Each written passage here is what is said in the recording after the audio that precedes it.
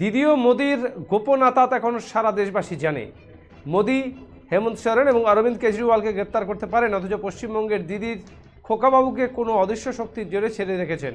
মঙ্গলবার বিকেলে ইসলামপুর মহকুমার গোয়ালপুকুরে শাহাপুরে সভা করে কংগ্রেস এবং বিজেপিকে কটাক্ষ করলেন প্রদেশ কংগ্রেস সভাপতি অধীর রঞ্জন চৌধুরী। মানুষের প্রতি একটা অহংকার, ঔদ্ধত্য, মানুষের প্রতি তাদের শক্তি প্রদর্শনের একটা নমুনা। মানুষ ভোট দেওয়ার আগে কি করে একটা রাজনৈতিক দল বলে আমি 400 আসনের বেশি জিততে পারবো? কি করে বলে? মানুষের ভোট কারো পকেটে রাখা ফিক্সড ডিপোজিট নয়।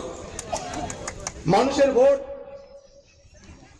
কারো পেটেন্ট করা সম্পত্তি নয় যে আমি চাইলাম আর খরচ করে দিলাম, চাইলাম না আর রেখে দিলাম, তা নয়।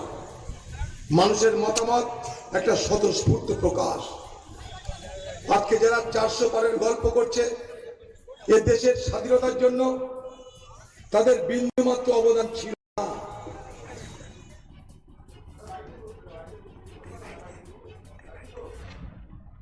নেতৃত্বে দরকার নেই। গোয়ালপুর সবাই উপস্থিত মানুষের কথা বলবে যে এটা জোট প্রার্থী ভিক্টরের পক্ষে আজকের এই সবাই ভিক্টর এখানে জিতবে। এটার মধ্যে নতুনত্ব কিছু নাই, এটা মানুষ মেনে নিয়েছে অলরেডি। আপনি যখন এখানে সভা করছেন, রায়গঞ্জে নরেন্দ্র মোদী আসছে, কি বলবেন? কিছু না, ফারাকটা হচ্ছে এইটাই, নরেন্দ্র মোদী সবার লোক আসছে কিষানগঞ্জ থেকে, কাটিহার থেকে, পুরো বিহার থেকে লোক আসছে। সেখানকার মিছিলে কোনো স্লোগান নেই, সেখানকার মিছিলে কোনো ঝান্ডা নেই। সব ভাড়াটিয়া লোক নিয়ে আসছে, টাকা দিয়েছে, ভাড়া করে লোক চলে আসছে। সেই লোকরা ওইখানকার ভোটার নয়, ওখানকার ভোটার কেউ মিছিলে থাকছে না, মিছিলে থাকছে পশ্চিমবঙ্গের বাইরের বাসিন্দারা। ফলে এটা আর লড়াই নেই, না বিজেপি না তৃণমূল, কেউ এই লড়াই আর নেই।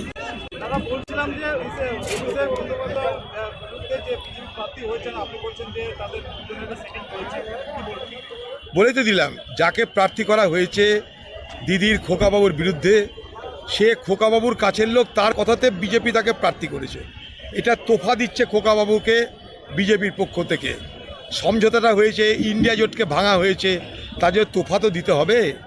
দিদি তো ধ্যানে জ্ঞানে শয়নে স্বপনে একজনই খোকাবাবু। তো খোকাবাবুর যে হিত করবে, দিদি তার গীত গাইবে। এক দেশ এক ভোট, এটা নিয়ে আপনাদের অবস্থান কি এবং কেন? সব জানিয়ে দেবো, আমরা জানিয়ে দিয়েছি। এটা যদি একটু বলেন। এখন বলা, এটা সেই ফোরাম নয়, অনেক বড় ফোরাম। হ্যাঁ,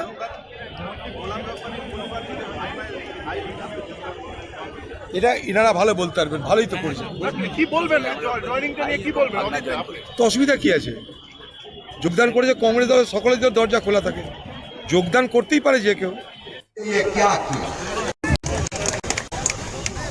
ये सवाल का उसके पास जवाब नहीं।